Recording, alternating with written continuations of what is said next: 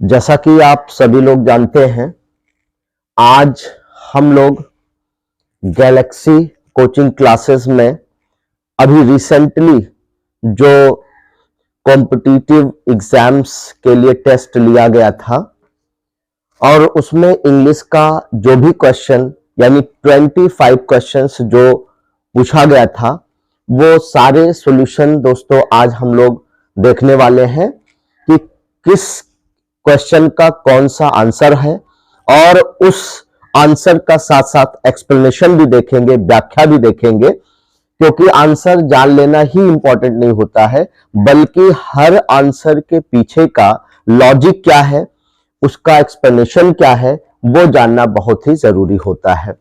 हमारे वो बच्चे जिन्होंने क्लास 10th में गैलेक्सी कोचिंग क्लासेस में टेस्ट दिया था, 100 क्वेश्चंस पूछे गए थे जिसमें जीएस का भी था, मैथ का भी था, साइंस का था और इंग्लिश का क्वेश्चन पूछा गया था। तो 1 बाय 1 करके सारे क्वेश्चंस के सॉल्यूशन आपको प्रोवाइड करवाए जा रहे हैं। दोस्तों जितने भी क्वेश्चंस आपको दिए जा रहे हैं पार्ट 1 पार्ट 2 करके आपको सॉल्व करवाया जाएगा। और जो बच्चे चैनल पर नए होंगे प्लीज चैनल को ज्वाइन करें, सब्सक्राइब करें, लाइक करें और अपने तमाम उन साथियों को बताएं ताकि उनको आने वाले यानी जो फरवरी में हाई स्कूल की, इंटरमीडिएट की जो भी परीक्षाएं, बोर्ड परीक्षाएं आयोजित होनी है उसमें अच्छा स्कोर कर पाए। और ये सारे क्लासेस दोस्तों फ्री ऑफ कॉस्ट होते हैं, इसमें एक भी पैसा किसी का नहीं लगता है। तो दोस्तों आइए शुरू करते हैं इंग्लिश का वो पोर्शन जो क्लास 10th में बच्चों ने सॉल्व किया है और अपना अपना आंसर मिलान करेंगे कि किनका कितना सही है। तो सबसे पहले मैं उन सभी बच्चों को बधाई देता हूं कि जिन बच्चों ने इस कॉम्पिटिटिव टेस्ट में पार्टिसिपेट किया है, प्रतिभाग किया है। तो दोस्तों देखिए, सबसे ज्यादा इंपॉर्टेंट क्या होता है कि हम किसी भी परीक्षा में पार्टिसिपेट करें। फेल होना, पास होना यह अलग इंपॉर्टेंट बात है, लेकिन सबसे ज्यादा इंपॉर्टेंट यह होता है कि हम किसी भी परीक्षा में पहले बैठे और आने वाली तमाम उस कॉम्पिटिटिव एग्जाम्स में जब आप हाई स्कूल, इंटरमीडिएट के बाद, ग्रेजुएशन के बाद आप किसी जॉब के लिए, टेस्ट के लिए बैठते हैं तो वहां पर आपको पता होना चाहिए कि कौन सा क्वेश्चन हमें किस तरह से करना है, कितने टाइम में करना है, कितनी एक्यूरेसी होनी चाहिए। इन तमाम चीजों की जानकारी जिन स्टूडेंट्स को पहले से होती है वो अच्छा स्कोर कर पाते हैं, वो अपनी लाइफ में सक्सेस को हासिल कर पाते हैं, कामयाबी को हासिल कर पाते हैं। तो दोस्तों चलिए शुरू करते हैं। वो सारे प्रश्न एक एक करके हम लोग सॉल्व करेंगे, उसका सॉल्यूशन बताएंगे आप लोगों को। देखिए इंग्लिश के पोर्शन में जो पहला क्वेश्चन पूछा गया था दोस्तों वो ये था, the cat is on the. इसके बाद एक पूरा 4 ऑप्शन दिया गया है दोस्तों, जैसे रूफ है, क्विकली है, हैप्पीली है, सन है। अब इसके आगे कौन सा ऑप्शन हमारा सही होगा ये चीज हमें फिल करना है। The cat is on the, cat कहते हैं बिल्ली को, इज ऑन द यानी कैट, बिल्ली बैठी हुई है। द कैट इज ऑन, कहां बैठी हुई है दोस्तों? रूफ पर बैठी है यानी छत पर बैठी है। क्विकली यानी कोई चीज तेजी से जा रहा है या तेजी से हो रहा है उसे दोस्तों क्विकली कहते हैं। जनरली जिसमें एलवाई लगा होता है वो एडवर्ब होता है। तो किसी चीज पर बिल्ली बैठी है, किसी चीज के ऊपर बिल्ली बैठी है तो वो कोई प्लेस होगा, कोई स्थान होगा जहां पर बैठी है। तो क्विकली तो बिल्कुल नहीं हो सकता दोस्तों, इसलिए ये ऑप्शन आपका गलत है। हैप्पीली का मतलब होता है खुशी के साथ, खुशी खुशी, तो हैप्पीली भी आपका नहीं होगा। सन पर तो बैठने का सवाल ही नहीं है, सन कहते हैं सूरज को, तो क्या कोई सूरज पर बैठ सकता है? बिल्कुल नहीं बैठ सकता है। तो एक ऑप्शन आपका दोस्तों है रूफ, जिसे छत बोलते हैं। The cat is on the roof, क्या सही आंसर होगा? The cat is on the roof, बिल्ली कहां पर बैठी है? छत पर बैठी है। पहला ऑप्शन आपका रूफ आंसर आपका सही होगा। चलिए दूसरा है सी। देखिए दोस्तों यहां पर ब्लैंक दिया गया, खाली स्थान दिया गया, इसे आपको फिल करना है। She studying when the phone rang. She studying, study कहते हैं पढ़ाई करने को, यानी वो पढ़ाई कर रही है जब फोन बजा या वो पढ़ाई कर रही थी जब फोन बजा। तो दोस्तों यहां पर चार ऑप्शन है, इज, एम, आर और वॉज, ये चार ऑप्शन है, कौन सा ऑप्शन आपका सही होगा। पहली चीज तो दोस्तों देखिए यहां पर शी लिखा हुआ है, तो शी एक सिंगुलर सब्जेक्ट होता है और शी यूज किया जाता है किसी महिला के लिए, किसी बच्ची के लिए, लड़कियों के लिए। तो शी स्टडिंग, वो पढ़ाई कर रही है या वो पढ़ाई कर रही थी जब फोन बजा। अगर पहले वाले पोर्शन में देखें दोस्तों, यहां पर वेन लगा करके दो सेंटेंस इसमें है, वेन के पहले एक सेंटेंस है, वेन के बाद एक सेंटेंस है। तो ये वाला सेंटेंस आपका, ये जनरली आपका जो सेंटेंस लिखा हुआ है इसके पहले कंजंक्शन लगा है, तो जो कंजंक्शन लगा होता है इसे सबऑर्डिनेट क्लॉज कहते हैं, और ये वाला प्रिंसिपल क्लॉज होता है, मेन क्लॉज होता है। अगर आपका प्रिंसिपल क्लॉज पास्ट में होगा तभी सबऑर्डिनेट क्लॉज यानी कि बाद वाला क्लॉज, बाद वाला जो सेंटेंस होगा वो भी पास्ट में होगा। तो दोस्तों यहां फोन सब्जेक्ट है और ये जो रैंग लिखा हुआ, रिंग का सेकंड फॉर्म रैंग लिखा हुआ, रिंग का मतलब होता है बजना, तो यहां सेकंड फॉर्म लगा हुआ है, तो इससे एकदम बिल्कुल क्लियर है कि ये पास्ट में रहा होगा तभी ये पास्ट में दिया गया है, ये पास्ट टेंस में रहा होगा तभी ये पास्ट टेंस में, यानी कि V2 का इस्तेमाल किया गया है, वर्ब की सेकंड फॉर्म का इस्तेमाल किया गया है, तो ये आपका पास्ट में था तभी ये वाला आपका पास्ट में दिया गया है। तो इसलिए पास्ट में आने वाली कौन कौन सी वर्ब है, क्या इज पास्ट में आती है? नहीं, ये प्रेजेंट की क्रिया है। ये आर क्या है? ये भी प्रेजेंट में आने वाली वर्ब है, और एम क्या है? ये भी प्रेजेंट में, तो बची एक वर्ब और कौन सी है? वॉज, यही आपका सही आंसर होगा। और दूसरी चीज दोस्तों यहां पर देखिए शी लिखा है, सी सिंगुलर होता है और वॉज क्या है? ये भी सिंगुलर। अगर सब्जेक्ट सिंगुलर तो वर्ब भी सिंगुलर होती है, तो इसलिए सी के साथ क्या आएगा? वॉज आएगा। She was studying when the phone wrong, वो जब पढ़ाई कर रही थी तो उसी समय बेल बजती है, फोन की घंटी बजती है। आई होप कि समझ में आ गया होगा। चलिए दूसरा नेक्स्ट क्वेश्चन लेते हैं दोस्तों। ही सेड, उसने कहा, I going to the store, मैं स्टोर जा रही हूं या मैं स्टोर जा रही होंगी, क्या हो सकता है दोस्तों? यहां पर चेक करेंगे, ही सेड लिखा हुआ है, फिर यहां कॉमा है, फिर इन्वर्टेड कॉमास के अंदर का पूरा पोर्शन लिखा हुआ है। जनरली दोस्तों ये आपका पास्ट में दिया गया, क्या दिया गया है? पास्ट में। सेड जो लिखा हुआ, सेड का सेकंड फॉर्म सेड लिखा हुआ है, अगर ये पास्ट में है तो ये भी पास्ट में होना चाहिए, लेकिन ये इन्वर्टेड कॉमास के अंदर, कॉमा और इन्वर्टेड कॉमास के अंदर अगर सेंटेंस लिखा होता है तो वो होता है डायरेक्ट स्पीच। कैसी स्पीच? Direct speech. और डायरेक्ट स्पीच को पास्ट में तब चेंज किया जाता है जब ये पास्ट में हो लेकिन इनडायरेक्ट में चेंज करना है तब। अदरवाइज ये पास्ट में होगा लेकिन ये किस में आएगा? प्रेजेंट में आएगा। तो आप चेक करिए किसमें से कौन सी वर्ब प्रेजेंट की है। तो एम प्रेजेंट की है, वॉज भी प्रेजेंट की है, वर्ब पास्ट की है, ये नहीं आएगी। विल बी का प्रयोग नहीं होगा क्योंकि यहां पर फ्यूचर की बात नहीं हो रही है। तो दोस्तों बची आपकी एम और वॉज, तो एम होगा या वॉज होगा? सब्जेक्ट को देखिए, ही के साथ कभी एम आता नहीं इसलिए एम नहीं आएगा। बचा एक, कौन सा बचा? वॉज बचा। वॉज बचा दोस्तों, तो he was going to the store, he was going to the store हो जाएगा। जैसे कुछ बच्चे कह रहे होंगे यहां सेड है यहां पास्ट, क्योंकि दोस्तों पास्ट में अगर ये है आपका, अगर ये पास्ट में है तो जो बच्चे नरेशन पढ़े होंगे वहां बताया गया होगा कि पास्ट कॉन्टिन्यूअस को पास्ट परफेक्ट कॉन्टिन्यूअस में चेंज किया जाता है, इसलिए यहां पर वॉज ही सही आंसर होगा। He said I was going to the store, उसने कहा मैं स्टोर जा रहा था। नेक्स्ट सेंटेंस दोस्तों लेते हैं, the cake by Mary yesterday. The cake by Mary yesterday लिखा है, वॉज बेक्ड होगा, बेक्ड होगा, इज बेकिंग होगा या बेक्स होगा।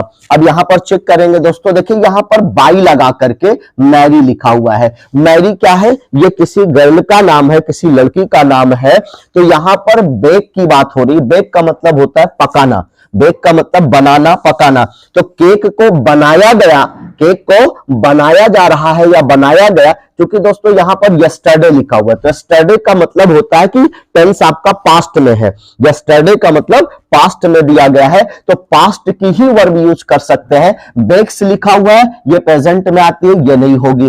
इज बेकिंग लिखा हुआ है, ये भी नहीं हो सकता है। वॉज बेक्ड, ये पास्ट में लिखा हुआ है, ये भी नहीं हो सकता है।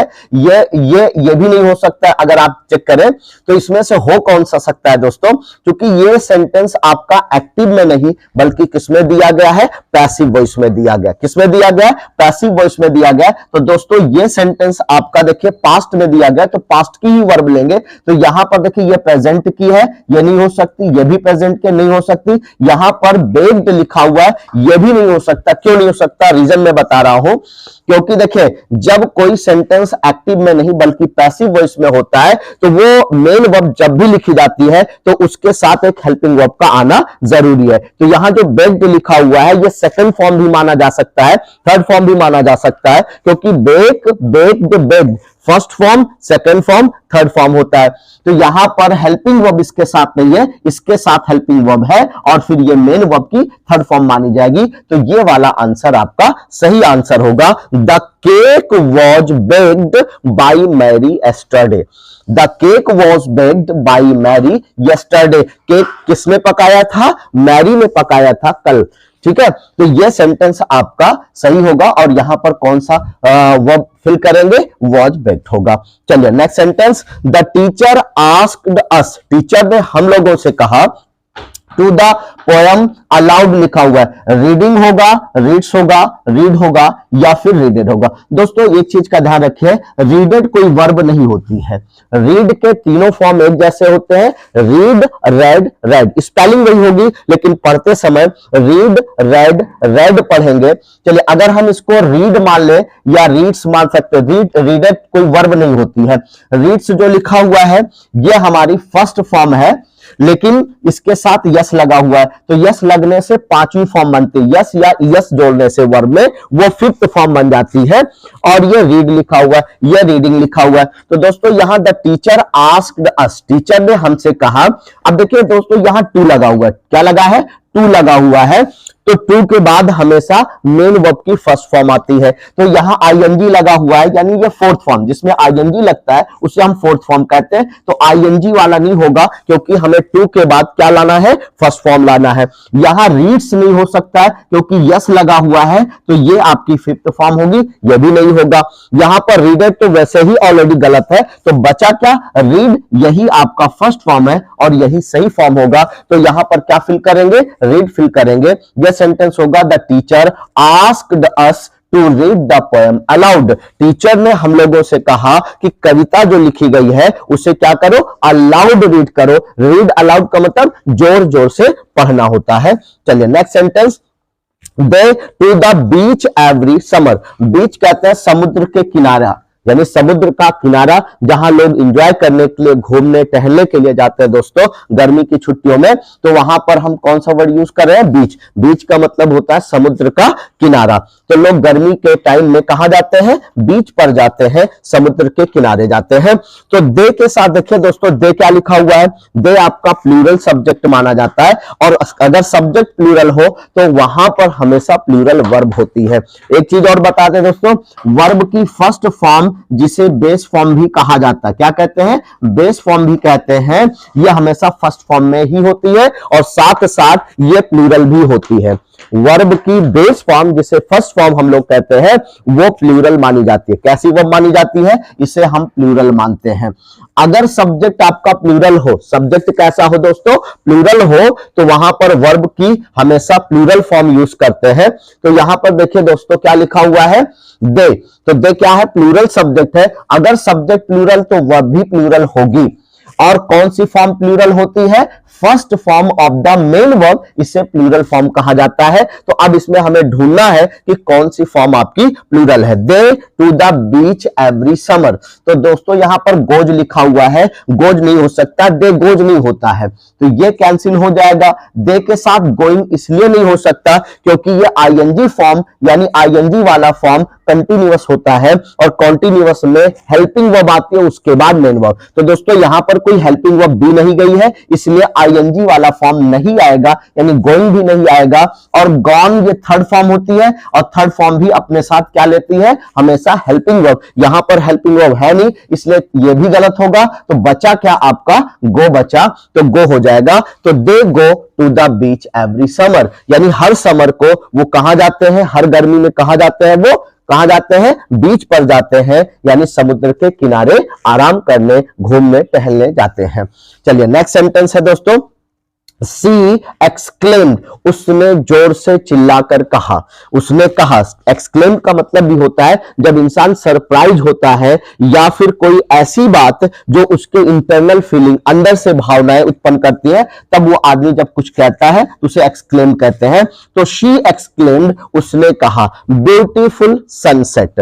तो यहां पर it is a beautiful sunset होगा, या it was a beautiful sunset होगा, या it will be a beautiful sunset होगा, या इट बीइंग होगा। तो दोस्तों सी एक्सक्लेम्ड, उसने कहा, क्या कहा, it is a beautiful sunset. क्या कहा, it is a beautiful sunset. यह आपका सही आंसर होगा, it is a beautiful sunset. Next है the letter. The letter, letter हम सभी लोग जानते हैं दोस्तों, पत्र को कहा जाता है। अब यहां पर बाई लगा करके क्या लिखा हुआ है, सेक्रेटरी लिखा हुआ है। The letter by the secretary last night. तो यहां सेक्रेटरी के पहले क्या लगा है, बाई। तो इसका मतलब है कि यह सेंटेंस आपका किसमें दिया गया है, पैसिव वॉइस में दिया गया। और पैसिव वॉइस में दोस्तों हमेशा हेल्पिंग वर्ब और साथ में मेन वर्ब की थर्ड फॉर्म का यूज किया जाता है। तो दोस्तों यहां पर राइटिंग लिखा हुआ है, तो राइटिंग आईएनजी फॉर्म में है, इसके साथ कोई हेल्पिंग वर्ब है नहीं, तो इसलिए ये कैंसिल होगा, यानी ये आंसर नहीं हो सकता। तो द लेटर राइटिंग नहीं होगा। तो यहां पर राइट लिखा हुआ है दोस्तों, इसके साथ भी कोई हेल्पिंग वर्ब नहीं है। यहां राइट्स लिखा है, इसके साथ भी कोई हेल्पिंग वर्ब नहीं है। तो बचा एक ऑप्शन आपका बी वाला ऑप्शन, दूसरा ऑप्शन वॉज रिटन जो लिखा है, यही हमारा क्या होगा, करेक्ट आंसर होगा। तो the letter was written, the letter was written by the secretary last night. क्या होगा यहां पर answer, the letter was written by the secretary last night. Last night का मतलब पिछली रात, यानी वो रात जो चली गई। नेक्स्ट सेंटेंस लेते हैं दोस्तों, द कंसर्ट। कंसर्ट का मतलब होता है संगीत समारोह। क्या, कौन सा समारोह, संगीत समारोह को कंसर्ट कहा जाता है। आप लोग देखते होंगे पब वगैरह में या डीजे वगैरह या इस तरह के बहुत सारे कार्यक्रम आयोजित होते हैं, जहां पर एक साथ क्या करते हैं लोग, खूब जो है इंजॉय करते हैं, लाइटिंग होती है, तो उसे क्या कहा जाता है, कंसर्ट कहते हैं, संगीत समारोह। जहां पर संगीत यानी जहां म्यूजिक वगैरह बजती है, लोग डांस वगैरह करते रहते हैं, तो उसे क्या कहते हैं, कंसर्ट कहते हैं। द कंसर्ट वॉज सो क्या, सो लाउड, क्विकली, हैप्पीली, वीकली। दोस्तों वीकली का मतलब साप्ताहिक होता है, हैप्पीली का मतलब प्रसन्नता पूर्वक, क्विकली का मतलब शीघ्रता पूर्वक, और यहां पर लाउड लिखा हुआ है। तो दोस्तों जहां कंसर्ट होगा, जहां पर संगीत समारोह होगा, जहां पर म्यूजिक बजेगी, निश्चित रूप से वहां पर लाउड होगा, वहां शोर शराबा होगा। तो पहला वाला आंसर होगा, the concert was so loud. क्या होगा, the concert was so loud, music इतनी तेज थी, संगीत समारोह में म्यूजिक इतनी तेज थी कि दैट एवरीवन वॉज इंजॉयड। क्या कर रहे थे, सारे के सारे लोग वहां पर इंजॉय कर रहे थे, जोर जोर से म्यूजिक बज रही थी और सारे लोग इंजॉय कर रहे थे। नेक्स्ट सेंटेंस है दोस्तों, I my keys at home this morning. Forget का मतलब होता है भूलना दोस्तों। अब यहां देखिए फॉरगेटिंग लिखा हुआ है, तो फॉरगेटिंग ये चौथी फॉर्म होती है, आईएनजी वाली फॉर्म चौथी फॉर्म होती है मेन वर्ब की। तो आईएनजी वाली फॉर्म जब भी आती है उसके साथ एक हेल्पिंग वर्ब होनी चाहिए। यहां आई के बाद देखिए कोई हेल्पिंग वर्ब नहीं है, इसलिए फॉरगेटिंग तो हो ही नहीं सकता। आई वॉज फॉरगेटिंग हो सकता, आई वॉज फॉरगेटिंग हो सकता था, लेकिन यहां फॉरगेटिंग के साथ कोई वर्ब नहीं लिखी है। उसके बाद फॉरगेट लिखा हुआ है, फॉरगॉटन लिखा हुआ है। दोस्तों फॉरगॉटन क्या है, यह हमारी थर्ड फॉर्म है। तो थर्ड फॉर्म जहां आती है उसके साथ भी हेल्पिंग वर्ब होती है, इसके साथ भी कोई हेल्पिंग वर्ब नहीं है और ना ही यहां पर हेल्पिंग वर्ब है, तो इसलिए यह भी नहीं होगा। फॉरगेट्स प्रेजेंट इंडेफिनिट में होगा, लेकिन प्रेजेंट इंडेफिनिट यानी यस और ईएस का यूज कहां करते हैं, सिंपल प्रेजेंट में, प्रेजेंट इंडेफिनिट में। लेकिन दोस्तों आई के साथ, चूंकि आई आपका क्या है, ये ऐसा सब्जेक्ट है जिसके साथ यस लगा करके अथवा यस लगा करके वर्ब को नहीं लिखा जाता, तो एक ही वर्ब है फॉरगेट, ये आपका सही आंसर होगा। ये हो जाएगा I forget my keys at home this morning. This morning, आज सुबह मैं अपनी कीज कहते हैं चाबियों को, अपनी चाबी मैं घर पर भूल गया। तो यहां पर दोस्तों यहां फॉरगेट लिखा हुआ है, तो फॉरगेट चूंकि आई लिखा हुआ, आई के साथ फॉरगेट आएगा। अगर यहां पर ही होता तो फॉरगेट्स हो सकता था, शी होता तो फॉरगेट्स हो सकता था, लेकिन आई लिखा हुआ है तो आई के साथ क्या होगा, फॉरगेट होगा। ठीक है, चलिए नेक्स्ट सेंटेंस, ही सेड, फिर ये देखिए कॉमा और इन्वर्टेड कॉमास लगा के लिखा हुआ है, तो ये आपका नरेशन में दिया गया, डायरेक्ट नरेशन में दिया गया। तो ही सेड, उसने कहा, I go to the zoo last weekend लिखा हुआ है दोस्तों। अब लास्ट वीकेंड,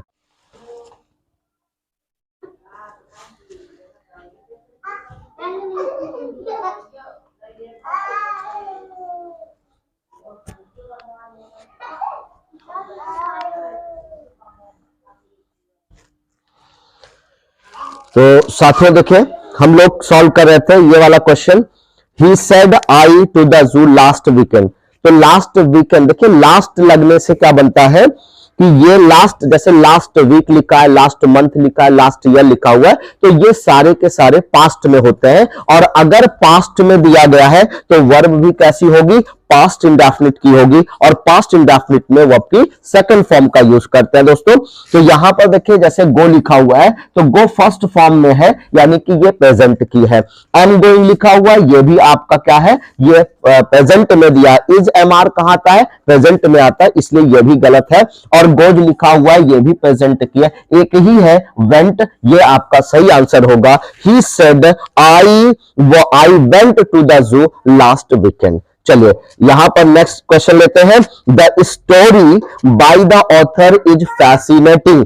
इज राइटिंग होगा, राइट्स होगा, वॉज रिटन होगा या रिटन होगा। दोस्तों देखिए यहां पर रिटन लिखा हुआ है, रिटन थर्ड फॉर्म होती है, राइट, रोट, रिटन। तो यहां पर जो रिटन लिखा हुआ है थर्ड फॉर्म है, ये इसलिए नहीं हो सकता है क्योंकि रिटन यानी जब थर्ड फॉर्म का यूज करते हैं तो उसके साथ एक हेल्पिंग वर्ब होनी चाहिए। यहां पर हेल्पिंग वर्ब का प्रयोग ही नहीं किया गया है, तो इसलिए यहां पर क्या होगा, द स्टोरी रिटन नहीं हो सकता है।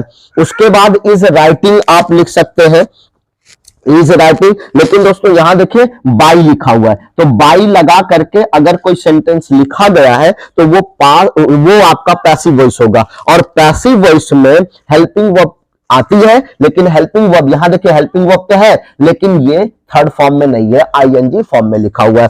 तो जब कभी भी पैसिव वॉइस होता है सेंटेंस, तो वहां पर हमेशा मेन वर्ब की थर्ड फॉर्म हेल्पिंग वर्ब आएगी, और मेन वर्ब की कौन सी फॉर्म आएगी, थर्ड फॉर्म आएगी। तो यहां हेल्पिंग वर्ब तो है लेकिन थर्ड फॉर्म नहीं है, इसलिए यह भी आपका आंसर गलत होगा। यहां राइट्स लिखा हुआ है, इसलिए यह भी आपका गलत होगा क्योंकि इसके साथ भी हेल्पिंग वर्ब नहीं है, क्योंकि सेंटेंस जब कभी भी पैसिव होगा तो पहले हेल्पिंग वर्ब आएगी, फिर मेन वर्ब की थर्ड फॉर्म आएगी। तो हेल्पिंग वर्ब और मेन वर्ब की थर्ड कहां है, तीसरे ऑप्शन में, यानी वॉज हेल्पिंग वर्ब है, राइट का थर्ड फॉर्म रिटन है दोस्तों, इसलिए ये वाला ऑप्शन आपका सही ऑप्शन होगा। तो सेंटेंस बनेगा आपका, the story was written by the author is fascinating. वो स्टोरी जिसे ऑथर ने, लेखक ने, ऑथर कहते हैं लेखक को, फैसिनेटिंग का मतलब होता है अट्रैक्टिव, आकर्षित, जो देखने में लुभावनी हो, सुनने में लुभावनी हो, उसे कहते हैं जो अच्छा लगे। तो the story was written by the author is fascinating. तो ये कुछ क्वेश्चन थे जो सॉल्व। चलिए साथियों हम लोग अगला क्वेश्चन सॉल्व करते हैं। 25 क्वेश्चंस आप लोगों को सॉल्व करना था, जिसमें से सारे क्वेश्चंस आपके सॉल्व करवाए जाएंगे। अभी तक आप लोगों ने 12 क्वेश्चन कंप्लीट किया है। 12 क्वेश्चन के बाद अब आपको धीरे धीरे समझ में आ रहा होगा कि जो क्वेश्चंस आपको दिए गए थे वो किस पैटर्न पर थे। चलिए अगला क्वेश्चन शुरू करते हैं। The children played in the park. अब ये चार ऑप्शन आपके सामने है। पहला ऑप्शन है हैप्पीली, दूसरा है क्विक, तीसरा है क्विकली, चौथा है हैपेंड। अब ये चार ऑप्शन दिए गए हैं, फिल इन द ब्लैंक्स जो दिया गया, गैप दिया गया, यहां पर आपको फिल करना है। कौन सा ऑप्शन आपका सही होगा, एक सेकेंड आप पढ़िए और चेक करिए। द चिल्ड्रन प्लेड, बच्चों ने खेला था। द चिल्ड्रन प्लेड, यहां प्ले सेकेंड फॉर्म में दिया गया, प्ले का सेकेंड फॉर्म क्या है, प्लेड लिखा हुआ है। द चिल्ड्रन प्लेड, बच्चों ने खेला था। कैसे खेला, हैप्पीली। देखिए पहले तो हमें मीनिंग पता होनी चाहिए, जो ऑप्शन दिए गए हैं उसकी मीनिंग क्या है। हैप्पी से बना हुआ हैप्पीली, ये एक एडवर्ब है। हैप्पी का मतलब होता है प्रसन्न होना, खुश होना, और इसका हैप्पी से क्या बन गया है, हैप्पीली। ये एडवर्ब है। एडवर्ब का काम क्या होता है, वर्ब को मॉडिफाई करना। वर्ब को मॉडिफाई करना यानी जो एक्शन हो रहा है या जो एक्शन होगा या जो एक्शन हुआ था उसके बारे में बताना।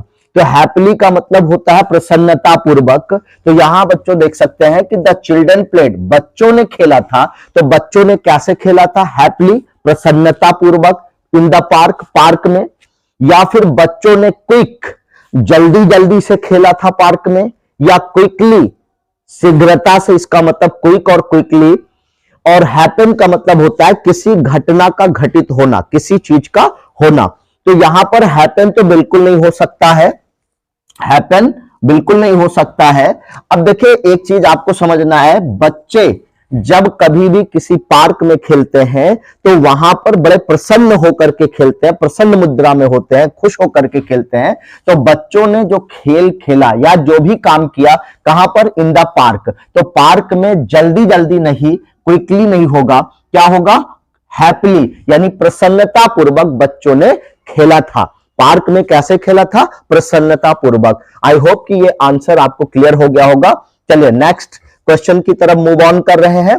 वी, फिर उसके बाद ब्लैंक्स दिया हुआ है, आर फ्रेंड्स, हमारे दोस्त लोग, टुमारो, टुमारो का मतलब होता है आने वाला कल, टुमारो का मतलब आने वाला कल। अब दोस्तों एक चीज आपको ध्यान देना है कि जब किसी काम को आने वाले समय में किया जाता है तो वो फ्यूचर टाइम होता है। कौन सा टाइम, फ्यूचर टाइम होता है। और फ्यूचर को हमेशा एक्सप्रेस करने के लिए आप देखेंगे शल या विल का प्रयोग किया जाता है। किसका प्रयोग करते हैं, शल या विल का प्रयोग करते हैं। तो वो वर्ब आपकी सुइटेबल वर्ब होगी, उसे हम रखेंगे जिसके साथ शल या विल का प्रयोग किया गया होगा। देखिए यहां पर विजिटेड लिखा हुआ है, क्या विजिटेड के साथ वर्ब, इस वर्ब के साथ विजिट का सेकंड फॉर्म विजिटर लिखा हुआ है, क्या यहां इसके साथ विल या सल आया है, नहीं। तो इसलिए ये आंसर हमारा नहीं हो सकता। विजिट लिखा हुआ है, विजिट भी नहीं होगा क्योंकि ये प्रेजेंट टेंस में यूज होने वाली वर्ब है। यानी जब वर्ब के साथ यस या ईएस लगाते हैं तो उसे मेन वर्ब की फिफ्थ फॉर्म कहा जाता है। जितने सिंगुलर सब्जेक्ट होते हैं उनके साथ यस और ईएस लगा करके वर्ब को लिखा जाता है, क्योंकि सिंगुलर सब्जेक्ट के साथ सिंगुलर वर्ब आती है और जब वर्ब के साथ यस या ईएस लगा दिया जाता है तो वह भी सिंगुलर हो जाती है। तो यहां पर विजिट का क्या लिखा हुआ है, विजिट्स, तो ये प्रेजेंट टेंस में हो नहीं सकता। विजिटिंग लिखा हुआ है दोस्तों, तो देखिए विजिटिंग का यूज आईएनजी वाले फॉर्म का यूज कब कर सकते हैं, जब उसके साथ कोई वर्ब दी गई हो, हेल्पिंग वर्ब दी गई हो। तो यहां पर देखिए यहां पर विल लिखा हुआ है, तो आर फ्रेंड्स क्या हो जाएगा, विल विजिट, यहां होगा we will visit our friends tomorrow, with our friends. दोस्तों यहां पर मिस हो गया होगा विद जो है, तो वी विल विजिट, हम लोग विजिट करेंगे आर फ्रेंड्स, यानी कि विद आर फ्रेंड्स होगा। यहां पर एक वर्ड मिस है, यहां क्या होना चाहिए, विद होना चाहिए। तो वी विल विजिट हो जाएगा, we will visit our friends tomorrow, यानी हम अपने दोस्तों के साथ कल क्या करेंगे, विजिट करेंगे। क्या करेंगे, विजिट करेंगे। विजिट का मतलब होता है किसी स्थान पर जाना, घूम टहल करके फिर से वापस चले आने को क्या कहते हैं, विजिट कहा जाता है। तो यहां पर जो विल विजिट लिखा हुआ है ये आपका राइट ऑप्शन होगा। चलिए नेक्स्ट क्वेश्चन की तरफ देखिए, लिखा हुआ शी सेड, उसने कहा, द मूवी वेरी इंटरेस्टिंग, ये जो मूवी है उसको इंटरेस्टिंग बताया जा रहा है। उसने कहा कि मूवी इंटरेस्टिंग है या इंटरेस्टिंग थी, यह चीज आपको देखना है। तो दोस्तों देखिए ये आपका नरेशन के फॉर्म में दिया गया है। तो जब डायरेक्ट नरेशन के फॉर्म में अगर कुछ भी दिया गया हो तो जनरली ये वाला पोर्शन जो बाहर होता है, कॉमा के पहले वाला होता है, जिसको हम लोग रिपोर्टिंग स्पीच कहते हैं, और ये जो इसको रिपोर्टिंग स्पीच कहा जाता है, तो यहां पर यह जनरली पास्ट में आपका होगा। किसमें होगा, अगर ये पास्ट में होगा तो ये भी पास्ट में होना चाहिए, लेकिन ये जब डायरेक्ट से इनडायरेक्ट नरेशन में कन्वर्ट होता है, चेंज होता है, तब ये पास्ट में चेंज होता है। तो इसलिए यहां पर आपको प्रेजेंट की वर्ब भरनी होगी, और जब ये बदला जाएगा डायरेक्ट से इनडायरेक्ट नरेशन में तो वो पास्ट में चला जाएगा। किसमें जाएगा, पास्ट में जाएगा। तो ऐसी कौन सी वर्ब है जो प्रेजेंट में है, तो दोस्तों देखिए वॉज है, वॉज पास्ट में, इसको नहीं लेंगे। अब देखिए बचा तीन, इज, एम, आर, ये तीन वर्ब आपकी प्रेजेंट में है, लेकिन सब्जेक्ट के अकॉर्डिंग इसको रखना है। तो यहां पर सब्जेक्ट आपका क्या है, मूवी लिखा हुआ है। ये क्या है, मूवी लिखा हुआ है। तो मूवी सिंगुलर नंबर है, मूवीज नहीं लिखा, मूवी का मतलब होता है फिल्म।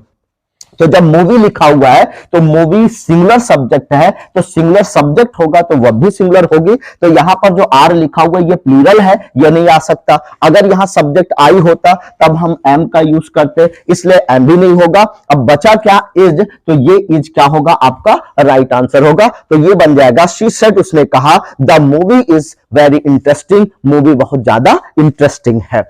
चलिए नेक्स्ट सेंटेंस की तरफ। द केक लिखा हुआ है, द केक अ सीक्रेट फिल्मी रेसिपी, फैमिली रेसिपी लिखा हुआ है। तो रेसिपी का मतलब होता है व्यंजन, रेसिपी का मतलब व्यंजन। तो यहां पर केक को एक सीक्रेट फैमिली रेसिपी बताया जा रहा है, जिसे पकाने की बात की जा रही है। तो दोस्तों देखिए, यहां पर सब्जेक्ट आपका केक है। सब्जेक्ट क्या है, केक है। जनरली हम लोग देखते हैं कि कोई लिविंग बीइंग, कोई सजीव वस्तु हमारे सेंटेंस का सब्जेक्ट होता है। लेकिन अगर ये कंडीशन आपको दिखे कि सब्जेक्ट आपका कोई नॉन लिविंग है, निर्जीव वस्तु है, अगर उसको पहले रखा गया है, तो वो सेंटेंस आपका पैसिव वॉइस में होगा। और पैसिव वॉइस में हमेशा third form of the main verb use करते हैं। तो वहां पर दोस्तों देखेंगे कि थर्ड फॉर्म और साथ में हेल्पिंग वर्ब भी होनी चाहिए। तो यहां पर हेल्पिंग वर्ब दी नहीं गई, तो यहां हम चेक करेंगे कि वो कौन सा ऑप्शन है जिसके साथ हेल्पिंग वर्ब और मेन वर्ब की थर्ड फॉर्म का यूज किया गया। बेक्ड लिखा हुआ है, बेक का सेकंड फॉर्म और थर्ड फॉर्म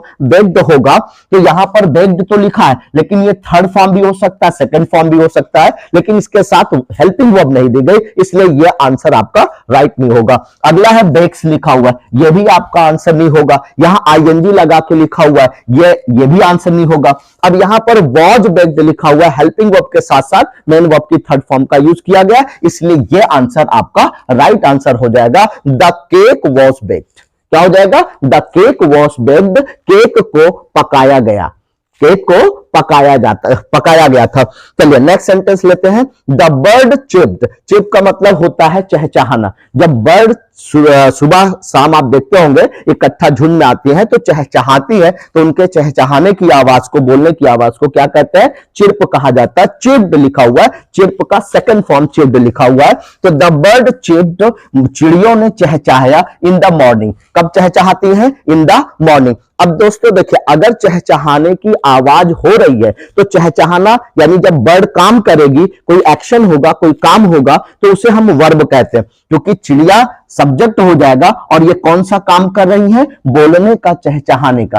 अब अगर चहचहाएंगी दोस्तों तो उसमें आवाज भी होगी, चहचहाएंगी तो आवाज भी होगी। तो देखिए यहां पर लाउड होगा या लाउडली होगा, लाउडर होगा या लाउडेस्ट। तो एक चीज आपको समझना है दोस्तों कि यहां पर बर्ड कौन सा काम कर रही है, चहचहाने का। चहचहाना एक्शन हो रहा है, चहचहाने का काम हो रहा है, तो ये वर्ब है, ये काम है। और काम की जो विशेषता बताए, यानी वर्ब की विशेषता जो बताता है उसे एडवर्ब कहते हैं। और जनरली एडवर्ब एलवाई लगा करके बनाया जाता है। तो एलवाई वाला ऑप्शन कौन सा है, सी, बी वाला ऑप्शन आपका देखिए, जिसमें एलवाई लगा है तो लाउडली लिखा हुआ है, तो लाउडली आपका राइट ऑप्शन हो जाएगा। तो ये हो जाएगा the bird chipped loudly in the morning. क्या हो जाएगा, the bird chipped loudly in the morning. I hope कि ये क्लियर हो गया होगा। चलिए नेक्स्ट क्वेश्चन की तरफ।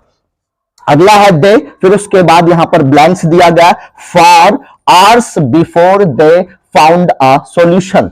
यहां पर लिखा हुआ दे, वह लोग फॉर आवर्स, घंटों तक, बिफोर, पहले, दे फाउंड अ सॉल्यूशन, यानी सॉल्यूशन पाने से पहले वे घंटों तक क्या कर रहे थे, कोई काम कर रहे थे। तो वर्किंग होगा, वर्क्स होगा, वर्क होगा या वर्किंग होगा, कौन सा हो सकता है दोस्तों, ये चेक करना आपको। अब आप देखिए ये वाला जो सेंटेंस लिखा हुआ है, ये जो सेंटेंस लिखा हुआ है, देखिए यहां पर लिखा हुआ है बिफोर, क्या लिखा हुआ है, बिफोर लिखा हुआ है। बिफोर के बाद यहां पर वर्ब की सेकंड फॉर्म आ रही, यहां पर दो सेंटेंस आपका बन रहा है, बिफोर से पहले एक सेंटेंस है और बिफोर के बाद एक सेंटेंस लिखा हुआ है। तो दो सेंटेंस लिखा हुआ है दोस्तों। अगर दो सेंटेंस इसमें लिखा हुआ है तो बाद वाला अगर पास्ट में है तो पहले वाला भी क्या होगा, पास्ट में होगा। इसके पहले अभी बताया गया था कि अगर आपका एक क्लॉज, आपका एक सेंटेंस किसमें होता है, पास्ट में, तो जो मेन क्लॉज होता है वो भी किसमें होता है, पास्ट में होता है। यानी मेन क्लॉज पास्ट में रहेगा तो बाद वाला जिसे सब ऑर्डिनेट क्लॉज कहते हैं वो भी पास्ट में ही होता है। जैसे यहां पर अब आपको चेक करना है कौन सा ऐसा वर्ब है जो पास्ट में दिया है। वर्किंग लिखा हुआ है दोस्तों, इसमें आईएनजी लगा, ये पास्ट में नहीं है, ये प्रेजेंट में है, पास्ट में है, किसमें है ये क्लियर नहीं, क्योंकि इसके साथ अगर वर्ब होती, अगर वर्ड वर्किंग लिखा होता तो पास्ट हो जाता, अगर इज वर्किंग लिखा होता तो क्या होता, प्रेजेंट होता। लेकिन यहां इसके साथ कुछ भी क्लियर नहीं है कि ये प्रेजेंट में है या पास्ट में है, तो जो क्लियर नहीं उसको छोड़ देंगे। अगला वर्क लिखा हुआ है, ये भी क्लियर है कि ये प्रेजेंट में है। यहां पर वर्क्स लिखा हुआ है, ये भी प्रेजेंट में, इसको भी नहीं रखेंगे। अब यहां पर वर वर्किंग आपका सही ऑप्शन होगा। अब चेक कर लेते हैं कि जो वर लिखा हुआ है ये अकॉर्डिंग टू सब्जेक्ट यूज है कि नहीं। सब्जेक्ट आपका क्या है, दे लिखा हुआ है, तो दे प्लूरल होता है और दे के साथ वॉज नहीं वर ही आता है, तो यहां पर वर और वर्किंग ये आपका राइट ऑप्शन हो जाएगा। तो ये सेंटेंस आपका बनेगा, they were working for hours before they found a solution. वे लोग घंटों तक काम करते रहे जब तक कि उनको सॉल्यूशन नहीं मिल गया, यानी कि सॉल्यूशन मिलने के पहले वो लोग घंटों तक काम किए। ये क्लियर हो गया। चलिए नेक्स्ट सेंटेंस लेते हैं। ही एक्सक्लेम्ड, एक्सक्लेम का मतलब होता है कहना, बोलना, बताना, तो he exclaimed a surprise, surprise. अब दोस्तों देखिए यहां कॉमा लगा है, यहां इन्वर्टेड कॉमास लगा है और यहां मार्क ऑफ एक्सक्लेमेशन लगा हुआ है, तो विस्मयादि बोधक चिन्ह अगर आपको दिखे तो वो जो सेंटेंस होगा और इन्वर्टेड कॉमास के अंदर वो एक्सक्लेमेटरी सेंटेंस होता है। तो एक्सक्लेमेटरी सेंटेंस या तो हाउ से शुरू होता है या व्हाट से शुरू होता है। लेकिन दोस्तों एक चीज का आप ध्यान रखेंगे, अगर हाउ से शुरू हो रहा है तो हाउ के बाद ए का यूज नहीं करते, लेकिन व्हाट से अगर शुरू हो रहा है तो वहां पर आर्टिकल यूज होता है ए अथवा एन। आप लोगों ने कहीं कहीं देखा होगा लिखा रहता है what an idea, what an idea लिखा रहता है, व्हाट के बाद ए अथवा आइडिया लिखा हुआ है। ए आइडिया या एन आइडिया वो वॉल्स और कॉन्सोनेंट के आधार पर यूज किया जाता है, उनकी साउंड जैसे होती है, स्वर या व्यंजन साउंड जैसे होता है, वो चीज अलग मैटर है, उसको किसी दिन चर्चा करेंगे। तो यहां पर व्हाट भी लिखा हुआ है, हाउ भी लिखा हुआ है। हाउ अ सरप्राइज ये नहीं हो सकता, यहां पर क्या होगा, what a surprise. He exclaim what a surprise. Why का सवाल ही नहीं होता दोस्तों, क्योंकि यह सेंटेंस आपका इंटेरोगेटिव नहीं है। अगर इंटेरोगेटिव होता तो यहां पर क्वेश्चन मार्क लगा होता, और व्हेन का भी सवाल नहीं होता है कि व्हेन भी नहीं आएगा, क्योंकि व्हेन भी यहां पर अगर ये एक इंटेरोगेटिव सेंटेंस होता तब वाई या व्हेन का यूज करते, लेकिन ना वाई आएगा ना ही व्हेन आएगा। तो और हाउ आ नहीं सकता क्योंकि इसके बाद क्या यूज किया गया है, ए लिखा हुआ है, और यहां पर राइट आंसर आपका क्या होगा, व्हाट होगा। तो सेंटेंस आपका होगा he exclaimed what a surprise. उसने एक्सक्लेम्ड किया, उसने कहा कि बहुत ही अच्छा सरप्राइज है। यानी सरप्राइज आप जान रहे हैं ना, यानी कोई ऐसी चीज जिसको देखकर, सुनकर, जानकर हमें आश्चर्य होता है, हम हैरत में आ जाते हैं, हम सरप्राइज हो जाते हैं, उसी को क्या कहा जाता है, सरप्राइज कहते हैं। चलिए नेक्स्ट सेंटेंस की तरफ मूव ऑन करते हैं। द बुक, उसके बाद यहां पर ब्लैंक्स दिया गया है, खाली स्थान दिया गया है। बाई मैनी पीपल, एक चीज फिर ध्यान दीजिएगा बच्चों, यहां पर बाई लगा हुआ है, क्या लगा हुआ है, बाई मैनी पीपल, कई लोगों के द्वारा, अनेक लोगों के द्वारा। तो ये सेंटेंस बाई लगने की वजह से पैसिव आ गया। तो सेंटेंस अगर पैसिव होता है तो ऑब्जेक्ट के बाद, यानी जो शुरू में लिखा होता है ये पैसिव वॉइस का सब्जेक्ट होता है, लेकिन एक्चुअल में ये एक्टिव वॉइस का क्या होता है, सब्जेक्ट, ऑब्जेक्ट होता है। तो ये यहां पर सब्जेक्ट का काम कर रहा है, चूंकि सेंटेंस आपका पैसिव वॉइस में लिखा हुआ है। तो इसके तुरंत बाद कोई हेल्पिंग वर्ब होगी और मेन वर्ब की थर्ड फॉर्म। अब हमें यह चेक करना है कि कौन सा ऐसा वर्ड इसमें लिखा हुआ, कौन सी ऐसी वर्ब लिखी है जिसके साथ हेल्पिंग वर्ब और मेन वर्ब की थर्ड फॉर्म। तो क्या रीड्स आपकी थर्ड फॉर्म है, नहीं, इसमें यस लगा है इसलिए फिफ्थ फॉर्म है। यहां हमें चाहिए किसी हेल्पिंग वर्ब के साथ मेन वर्ब की थर्ड फॉर्म, तो ये नहीं होगा। फिर रीडिंग लिखा हुआ है, इसके साथ भी हेल्पिंग वर्ब नहीं है, इसलिए यहां पर ये ऑप्शन भी आपका नहीं होगा। लास्ट वाला देखिए ये भी अकेले लिखा हुआ है, इसलिए ये भी नहीं होगा। यहां पर इज रेड जो लिखा हुआ है, देखिए बच्चों रीड के साथ जो रेड रेड यानी रीड का आप देखेंगे स्पेलिंग, तो रीड रेड रेड यानी रीड का तीनों फॉर्म एक जैसे होता है, first form, second form, third form, लेकिन पढ़ते समय रीड रेड रेड इसका प्रोनाउंसिएशन करेंगे, इसका उच्चारण करेंगे। तो यहां पर हेल्पिंग वर्ब भी है और मेन वर्ब की थर्ड फॉर्म, तो ये आंसर आपका राइट आंसर हो जाएगा। तो होगा the book is red by many people. Next sentence लेते हैं। द विंड ब्लू, विंड का मतलब जानते हैं हवा होती है, और हवा के चलने को ब्लो कहा जाता है। ब्लो का सेकंड फॉर्म यहां पर ब्लू लिखा हुआ है। थ्रू द ट्रीज, किससे होकर के चली थी? थ्रू द ट्रीज, ट्रीज के अंदर से, ट्रीज के पास से होकर के गुजरी थी। अब यहां पर आपको the wind below through the trees लिखा हुआ है, तो यहां पर देखिए सॉफ्ट होगा, सॉफ्टली होगा, सॉफ्टर होगा या सॉफ्टेस्ट होगा। सॉफ्ट का मतलब होता है मुलायम, नरम या कोई ऐसी चीज बड़ी ही कोमल हो, ठीक है। तो यहां पर द विंड ब्लू, यहां पर हवा के चलने की बात हो रही है कि जो हवा चली थी वो कैसे थी, मतलब सॉफ्ट थी या सॉफ्टली थी, सॉफ्टर थी या सॉफ्टेस्ट थी, कैसी हवा चली थी। तो दोस्तों एक चीज आपको यहां समझना है, वर्ब के बारे में पूछा जा रहा है, यानी कि वर्ब यानी जो काम हुआ है, जो हवा के चलने का काम हुआ है वो कैसे। तो हवा का चलना क्या है? एक एक्शन है, एक वर्ब है, एक क्रिया है, और जो क्रिया की विशेषता बताए, क्रिया के बारे में बताए, वो हमारा क्या होता है? एडवर्ब होता है। वर्ब को मॉडिफाई करने वाला क्या कहलाता है? एडवर्ब कहलाता है। तो ये एडवर्ब जिसमें एलवाई लगा होगा, अभी ऊपर कई क्वेश्चन आप लोगों ने किया था, तो देखिए सॉफ्ट है, ये एडवर्ब नहीं होगा, इसलिए इसको हम कैंसिल करेंगे। सॉफ्टर है, ER लगा करके और EST लगा करके एडजेक्टिव की डिग्रीज बनाई जाती है, पॉजिटिव, कंपैरेटिव और सुपरलेटिव डिग्री। तो एक ही वर्ड बचा आपका सॉफ्टली, ये आपका राइट आंसर हो जाएगा। The wind blue softly through the trees. I hope कि ये सारे क्वेश्चन आप लोगों के अच्छे से। चलिए दोस्तों, बचे हुए 4 क्वेश्चन और हैं। 21 क्वेश्चन हैव बीन कंप्लीटेड। 21 प्रश्नों को हम लोगों ने हल किया। आई होप कि एक एक चीजें आपकी क्लियर हो गई होंगी। अब 4 क्वेश्चन जो बचे हुए हैं, इन 4 प्रश्नों का भी आप आंसर देखें, फटाफट इसको कंप्लीट करेंगे। देखिए, she the news on TV last night. अब ये 4 ऑप्शन आपके हैं, वॉचिंग, वॉच, वॉच्ड और वॉचेस। दोस्तों वॉच का मतलब होता है किसी चीज को देखना, वॉच यानी किसी चीज को देखना, जो चलती फिरती चीजें होती है उसको देखने के लिए वॉच यूज किया जाता है। तो वॉच, वॉच, वॉचिंग लिखा हुआ ING फॉर्म है, यानी ये वर्ब की चौथी फॉर्म है। वॉच लिखा हुआ है, ये फर्स्ट फॉर्म है। वॉच्ड लिखा हुआ है, सेकंड फॉर्म है।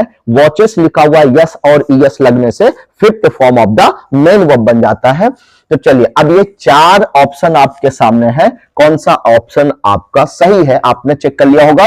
चलिए आंसर की तरफ मूव ऑन करेंगे। देखिए, she the news on TV last night. दोस्तों यहां पर एक क्लू आपको मिल रहा है, एक हिंट मिल रहा है। यहां पर देखिए लास्ट लिखा हुआ है। हम लोग इसके पहले भी 1-2 क्वेश्चन आ चुके हैं, वहां पर आपको हिंट बताया गया है कि जहां पर लास्ट लिखा होता है, लास्ट का मतलब होता है कोई भी ऐसी चीज जो घटित हो चुकी है।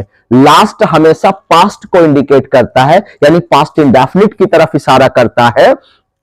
तो यहां पर आप ये चेक करेंगे, जैसे लास्ट नाइट लिखा है, लास्ट डे लिखा हो, लास्ट वीक लिखा हो, लास्ट मंथ लिखा हो, लास्ट ईयर लिखा हो, तो वो हमेशा पास्ट इंडेफिनिट होता है और वहां पर second form of the main verb use की जाती है। अब हमें चेक करना है कौन सी वर्ब अपने सेकंड फॉर्म में है। दोस्तों तो देखिए, वॉच ING लगा हुआ है, ये फोर्थ फॉर्म होती है, तो ये आंसर हमारा नहीं होगा। हमें कौन सा चाहिए, कौन सी वर्ब चाहिए? Second form of the main verb. यहां पर देखिए वॉच लिखा हुआ है, ये फर्स्ट फॉर्म है, ये भी नहीं हो सकते। यहां वॉचेस ES लगा करके लिखा है, यानी फिफ्थ फॉर्म है, ये भी नहीं हो सकता। बचा एक, वो कौन सा है? वॉच्ड लिखा हुआ है। वॉच का सेकंड फॉर्म क्या होता है? वॉच्ड होता है। So this is the right option, आपका यही सही उत्तर होगा। तो ये बन जाएगा आपका, she watched the news on TV last night. She watched the news on TV last night. उसने पिछली रात टीवी पर क्या देखा?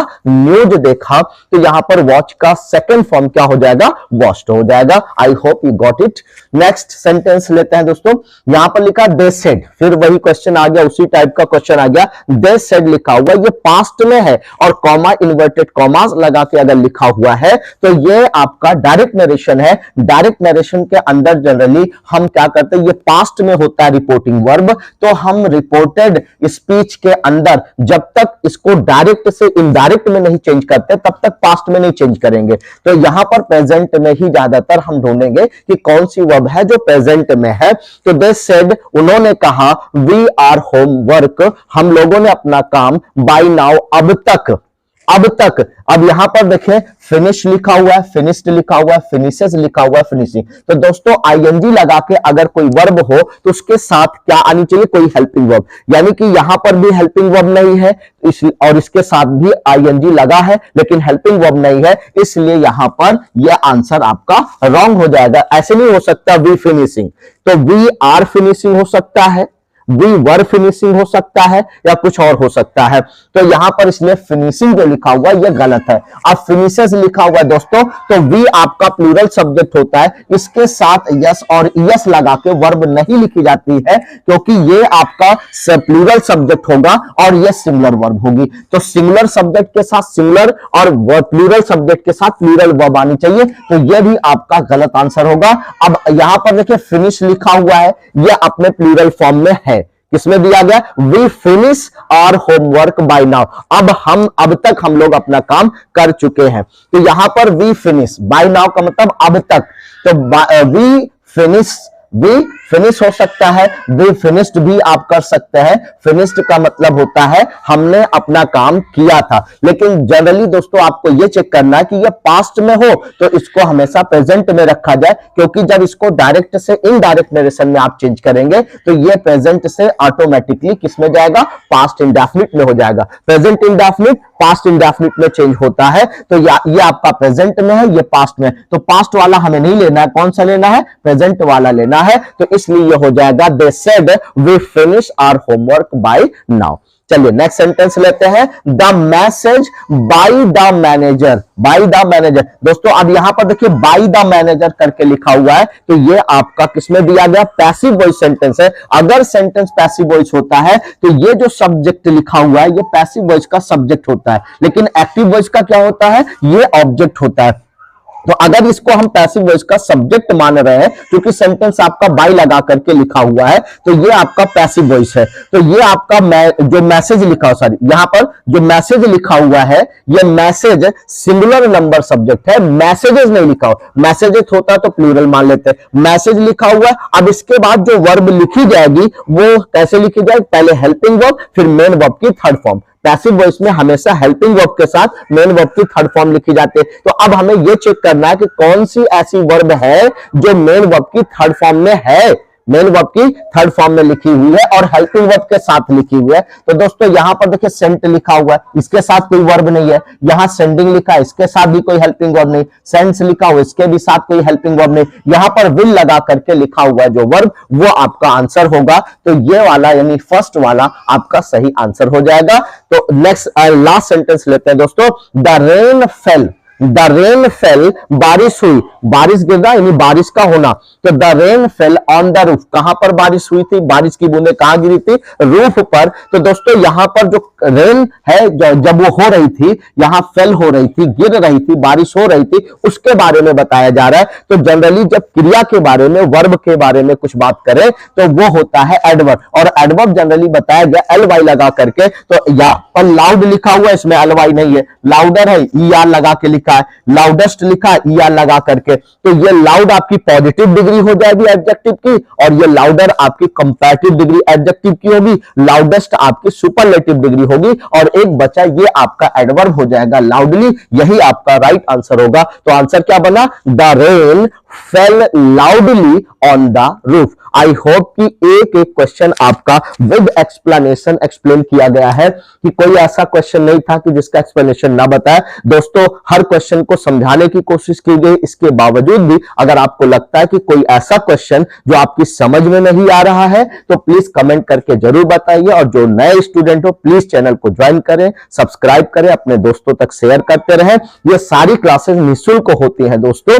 और एक चीज आपको बता दें कि हाई स्कूल इंटरमीडिएट में ग्रामर में भी कहीं भी कोई दिक्कत हो या लिटरेचर में कहीं कोई दिक्कत हो जो आपको समझना है, फ्री ऑफ कॉस्ट आपको टीच किया जा रहा है। तो आप मैसेज करके बताइए, आपको उस पर वीडियो अपलोड कर दिया जाएगा, बना दिया जाएगा प्लीज। लेकिन एक रिक्वेस्ट है कि जो बच्चे नए हैं चैनल को सब्सक्राइब जरूर करें। Thank you so much.